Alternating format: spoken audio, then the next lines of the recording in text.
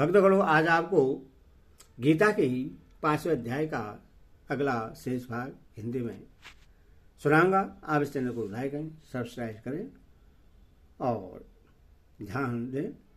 सुनिए। ज्ञान योगियों के द्वारा जो परम धाम प्राप्त किया जाता है, कर्म योगियों के द्वारा भी वही प्राप्त किया जाता है। इसीलिए जो पुरुष ज्ञान योग और कर्म योग को फल रूप में एक देखता है, वही यथार्थ देखता है। जब सांख्य योग और कर्म योग दोनों सर्वदा स्वतंत्र मार्ग हैं और दोनों की साधन प्रणाली पूर्व और पश्चिम जाने वाली मार्ग की भांति परस्पर भेद है, जैसा कि दूसरे श्लोक की व्याख्या में बतलाया गया है, तब दोनों प्रकार के साधकों को एक ही फल कैसे मिल सकता है। जैसे किसी मनुष्य को भारतवर्ष से अमेरिका को जाना है, तो वह यदि ठीक रास्ते से होकर यहाँ से पूर्व दिशा में जाता रहे तो भी अमेरिका पहुंच जाएगा, और पश्चिम की ओर चलता रहे तो भी अमेरिका पहुंच जाएगा। वैसे सांख्य योग और कर्म योग को साधन प्रणाली में परस्पर भेद होने पर भी जो मनुष्य किसी भी साधन में दृढ़तापूर्वक लगा रहता है, वह दोनों के ही एक बात परम लक्ष्य परमात्मा तक पहुंच ही जाता है। सांख्य योग और कर्म योग फल की एकता बतलाकर अब कर्मयोग की साधन विषयक विशेषता को स्पष्ट करते हैं। परंतु हे अर्जुन, कर्मयोग के बिना संन्यास और मन, इंद्रिय और शरीर द्वारा होने वाले संपूर्ण कर्मों में कर्तापन का त्याग प्राप्त होना कठिन है, और भगवत स्वरूप को मनन करने वाला कर्मयोगी परम ब्रह्मा परमात्मा को शीघ्र ही प्राप्त हो जाता है। तू का यहाँ क्या अभिप्राय है? यहाँ तू इस विलक्षणता का घोतक है कि संन्यास, सांख्य योग और कर्म योग का फल एक होने पर भी साधन में कर्म योग की अवस्था सांख्य योग कठिन है। यहाँ भगवान ने अर्जुन के लिए महाबाहु संबोधन देख कौन सा भाव व्यक्त किया है? जिससे बाहु महान हो उससे महाबाहु कहते, भाई और मित्र को भी बाहु कहते हैं। अतः भगवान इस संबोधन से यह भाव दिखलाते हुए अर्जुन को उत्साहित करते हैं कि तुम्हारे भाई महान धर्मात्मा युधिष्ठिर हैं और मित्र साक्षात परमेश्वर मैं हूं। फिर तुम्हें किस बात की चिंता है? तुम्हारे लिए तो सभी प्रकार के से अतिशय सुगमता है। जब सांख्य योग और कर्म योग दोनों ही स्वतंत्र मार्ग हैं, तब फिर यहाँ यह बात कैसे कही गई है कि कर्म योग के बिना संन्यास का प्राप्त होना कठिन है। स्वतंत्र साधन होने पर भी दोनों में जो सुगमता और कठिनता का भेद है, उसी को स्पष्ट करने के लिए भगवान ने ऐसा कहा है। मान लीजिए एक मुमुक्षु पुरुष है और वह यह मानता है कि समस्त दृश्य जगत स्वप्न के सदृश मिथ्या है, एकमात्र ब्रह्मा ही सत्य है।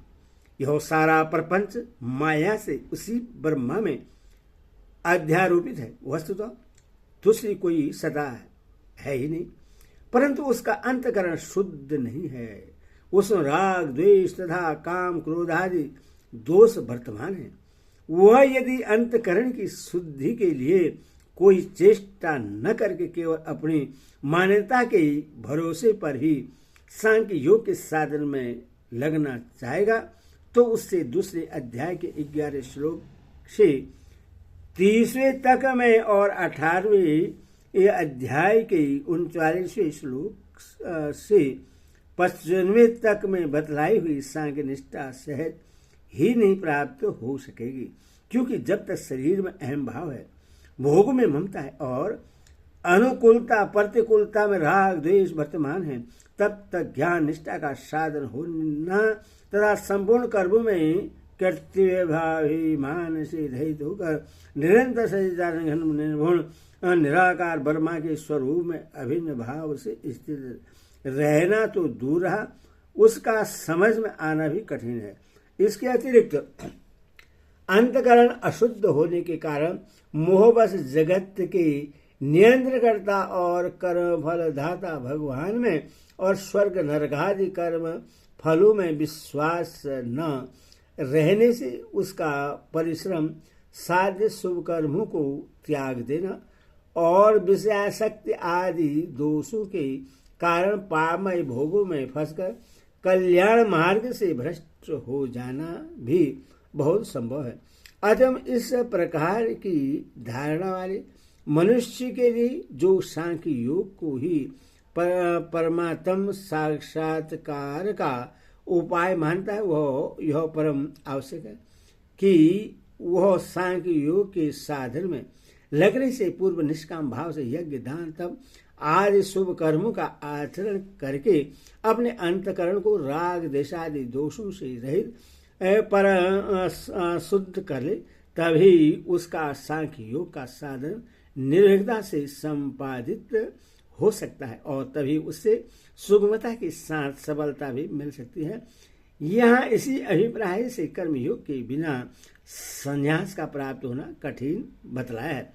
यह मुनि विशेषण के साथ युक्त का प्रयोग किस लिए किया गया है और वह परम ब्रह्मा परमात्मा को शीघ्र ही कैसे प्राप्त हो जाता है, जो सब कुछ भगवान का समझकर सिद्धि असिद्धि में संभाव रहते हुए आसक्ति और फलेच्छा का त्याग करके भगवत ज्ञानुसार समस्त कर्तव्य कर्मों का आचरण करता है और श्रद्धा भक्ति पूर्वक नाम गुण और प्रभाव सहित श्री भगवान के स्वरूप का चिंतन करता है, उस भक्त युक्त कर्म योगी के लिए मुनि विशेषण के साथ योग युक्त का प्रयोग हुआ है।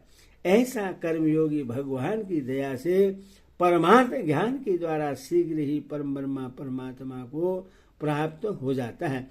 यहाँ मुनि पद का अर्थ वाक्शयमी या जितेंद्र साधक मान लिया जाए तो क्या आपत्ति है। भगवान के स्वरूप का चिंतन करने वाला कर्मयोगी वाग सन्यासी और जितेंद्र तो होता ही है, इसमें आपत्ति की कौन सी बात है। ब्रह्मा शब्द का अर्थ सगुण परमेश्वर है या निर्गुण परमात्मा। सगुण और निर्गुण परमात्मा वस्तु तो विभिन्न वस्तु नहीं है, एक ही परम पुरुष के दो स्वरूप हैं। अतएव यह समझना चाहिए कि ब्रह्मा शब्द का अर्थ सगुण परमेश्वर भी है और निर्गुण परमात्मा भी है। अब उपयुक्त कर्म योगी के लक्षणों का वर्णन करते हुए उसके कर्मों में लिप्त न होने की बात कहते हैं। जिसका मन अपने बस में है, जो जितेंद्र एवं विशुद्ध अंतकरण वाला है और संपूर्ण प्राणियों का आत्म रूप परमात्मा ही जिसका आत्मा है, ऐसा कर्म योगी कर्म करता हुआ भी लिप्त नहीं होता। योग युक्त साधन विजितात्मा जितेंद्र और शुद्धात्मा ये विशेषण किस अभिप्राय से दिए गए हैं। मन और इंद्रियां यदि साधक की बस में न हो तो उसकी स्वाभाविक ही विषयों में प्रवृत्ति होती है और अंतकरण में जब तक राग देश आदि मल रहता है तब तक सिद्धि और असिद्धि में संभाव रहना कठिन होता है। आज जब तक मन और इंद्रियां भली भांति बस में न हो जाए और अंतकरण पूर्ण रूप से परिशुद्ध न हो जाए तब तक साधक को वास्तविक कर्म योगी नहीं कहा जा सकता। इसीलिए यहाँ उपयुक्त विशेषण देकर यह समझाया गया है कि जिसमें ये सब बातें हो वही पूर्ण कर्म योगी है और उसी को शीघ्र ही ब्रह्मा की प्राप्ति होती है। सर्वभूतात्म भूतात्मा इस पद का क्या अभिप्राय है। ब्रह्मा से लेकर स्तंभ पर्यंत संपूर्ण प्राणियों का आत्म रूप परमेश्वर ही जिसका आत्मा यानी अंतर्यामी है, जो उसी की प्रेरणा से प्रेरणा के अनुसार संपूर्ण कर्म करता है और तथा भगवान को छोड़कर शरीर मन बुद्धि और अन्य किसी भी वस्तु में जिसका ममतत्व नहीं है, वह सर्वभूतात्मा है। यहाँ अभी का प्रयोग किस हेतु से किया गया है।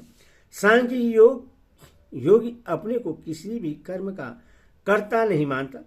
उसके मन बुद्धि और इंद्रियों के द्वारा सब क्रियाओं के होते रहने पर भी वह यही समझता है कि मैं कुछ भी नहीं करता, गुण ही गुणों में बरत रहे हैं, मेरा इनसे कुछ भी संबंध नहीं है। इसीलिए उसका तो कर्म से लिप्त न होना ठीक ही है, परंतु अपने को कर्ता समझने वाला कर्मयोगी भी भगवान की आज्ञा अनुसार और भगवान के लिए सब कर्मों का करता हुआ भी कर्मों की फलेच्छा और आसक्ति न रहने के कारण उनसे नहीं बदलता, यह उसकी विशेषता है।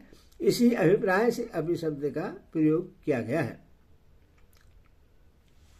दूसरे श्लोक में कर्मयोग और सांख्य योग की सूत्र रूप से फल में एकता बतलाकर सांख्य योग की अपेक्षा सुगमता के कारण कर्म योग को श्रेष्ठ बतला है। फिर तीसरे श्लोक में कर्म योगी की प्रशंसा करके चौथे और पांचवें श्लोक में दोनों के फल की एकता का और स्वतंत्रता का भली भांति प्रतिपादन किया।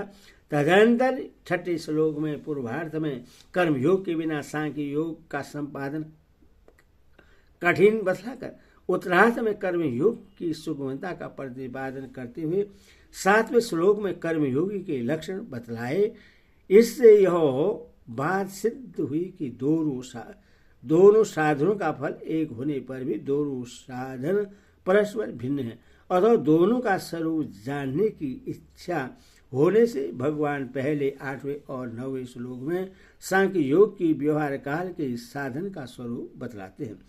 तत्व को जानने वाला सांख्य योगी तो देखता हुआ, सुनता हुआ, स्पर्श करता हुआ, सूंघता हुआ, भोजन करता हुआ, गमन करता हुआ, सोता हुआ, श्वास लेता हुआ, बोलता हुआ, त्यागता हुआ, ग्रहण करता हुआ तथा आँखों को खोलता और मूंदता हुआ भी सब इंद्रियां अपने आप अर्थों में बरत रही है। इस प्रकार समझकर निसंदेह ऐसा माने कि मैं कुछ भी नहीं करता।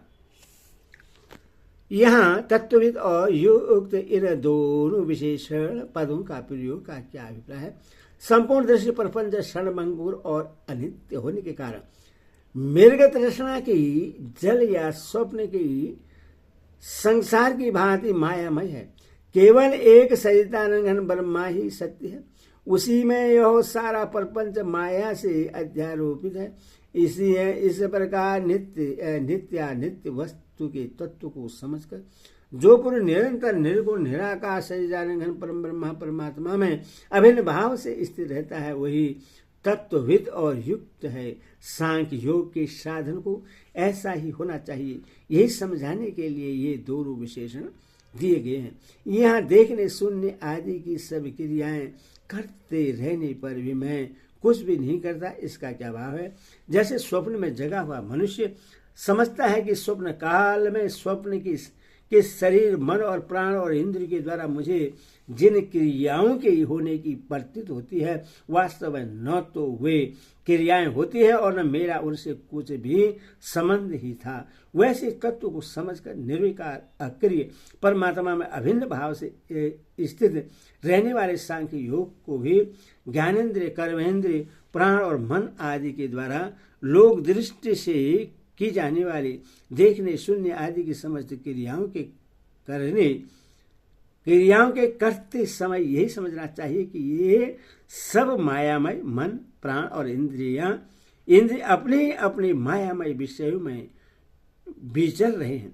वास्तव में न तो कुछ हो रहा है और न मेरा इनसे कुछ भी संबंध ही है।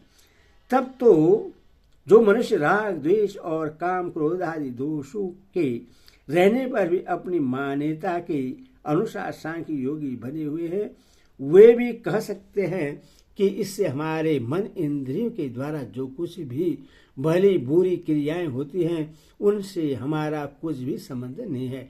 ऐसी अवस्था में यथार्थ सांख्य योगी की पहचान कैसे होगी? कथन मात्र न तो कोई सांख्य योगी ही हो सकता है और न उसका कर्मों से संबंध ही छूट सकता है।